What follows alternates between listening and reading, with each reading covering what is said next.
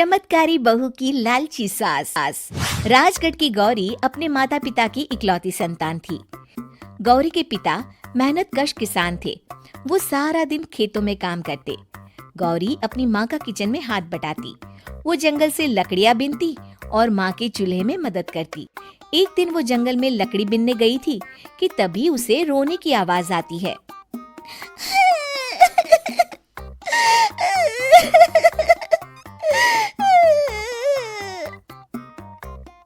अरे, यहाँ कौन रो रहा है?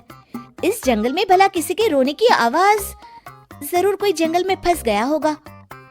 वो देखती है तो उसे एक परी दिखाई देती है जिसका एक पंख टूटा होता है।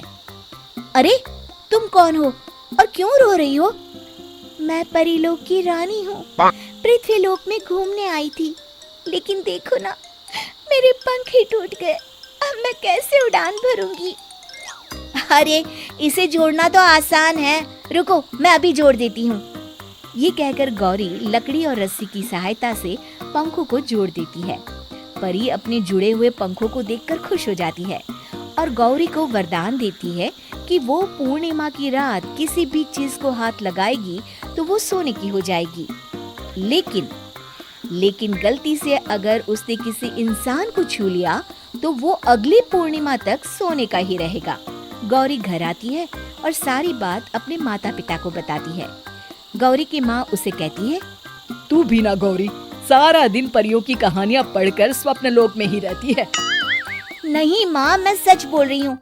देखो, आज पूर्णिमा की रात है ना, इसलिए डर के मारे मैं कोई सामान भी नहीं छू रही हूँ। अच्छा, ऐसी बात है बिटिया रानी, तो जरा इस घड़े को हाथ लगा दे। गौरी घड़े को जैसे ही हाथ लगाती है वो सोने का हो जाता है। गौरी के माता पिता घड़े को देखकर हैरान रह जाते हैं। अगले दिन गौरी के पिता उस घड़े को सुनार के पास बेचने जाते हैं तो रास्ते में उन्हें कंचा काकी मिलती है। वो सोने का घड़ा देखकर गौरी के पिता से पूछती है, अरे गौरी के बापू, ये पीतल तो बड़ा चमक रहा है। अरे काकी, ये पीतल नहीं, सोना है, सोना। बेचने ले जा रहा हूँ। अरे, कहीं कोई लॉटरी लग गई है क्या? इतना सोना? गौरी के पिता काकी को गौरी को परी द्वारा दिए वरदान के बारे में बताते हैं। काकी गौरी के पिता की बात सुनकर सोच में पड़ जाती है और फिर अगले दिन काकी गौरी के घर आती हैं। गौरी के बापू, तुम्हारे लिए मैं एक खुशखबरी लाई हूँ।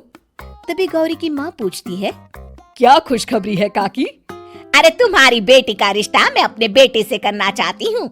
अरे, कब तक अपनी सयानी लड़की को घर पर बिठा कर रखोगी? हाँ, देखो काकी, मैं ऐसे ही व्यक्ति से अपनी बेटी की शादी कराऊंगा जो गौरी के वरदान से नहीं, उसके गुणों को समझे।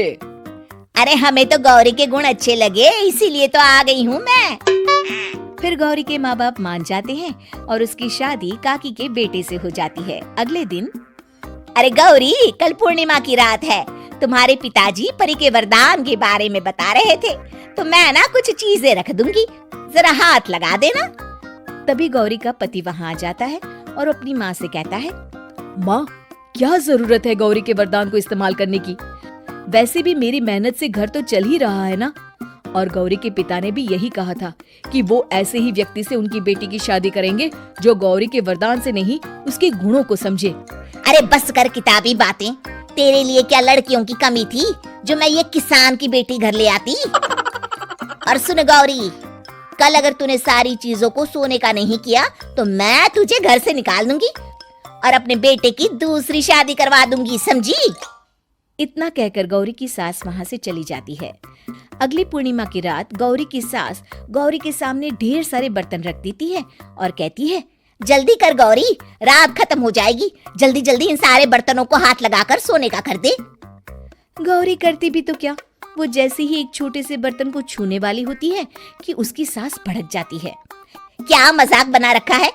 इतने छोटे से बर्तन में क्या होगा? ये ले, ये बड़ा वाला बर्तन। जैसे ही बड़ा सा बर्तन लेकर गौरी की सास उसकी तरफ बढ़ती है, वैसे ही बर्तन के बाहर से वो धड़ाम से गिर जाती है। सास को गिरा देख गौरी उन्हें संभालने दौड़ती है और वो सास को हाथ लगाकर कहती है, अरे सासू माँ, क्या हो गया आपको? कहीं चोट तो नहीं लगी ना? लेकिन जैसे ही वो हाथ सास से हटाती है तो देखती है कि उसकी सास सोने की हो गई है। गौरी सोनी की सास को देखकर रोने लगती है और अपने पति से कहती है, मुझे परी ने कहा था कि अगर मैं किसी इंसान को हाथ लगाती हूँ तो वो अगली पूर्णिमा तक सोने का ही रहेगा। अब मैं क्या करूँ? अरे करना क्या है, माँ को उठाकर अलमारी में रख दो। और हाँ, लालच का फल बुरा ही होता है। ज्यादा बड़े बर्तन को सोने का बनाने के चक्कर में माँ का ये हाल हुआ है। ये कहकर वो दोनों माँ की तरफ देखने लगते हैं।